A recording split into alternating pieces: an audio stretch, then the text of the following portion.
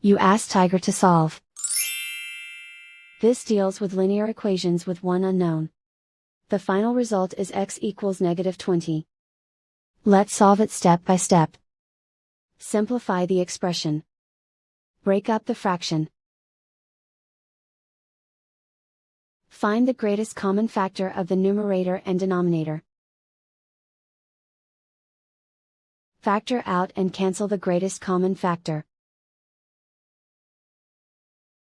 Group all constants on the right side of the equation. Add 2 to both sides. Simplify the arithmetic.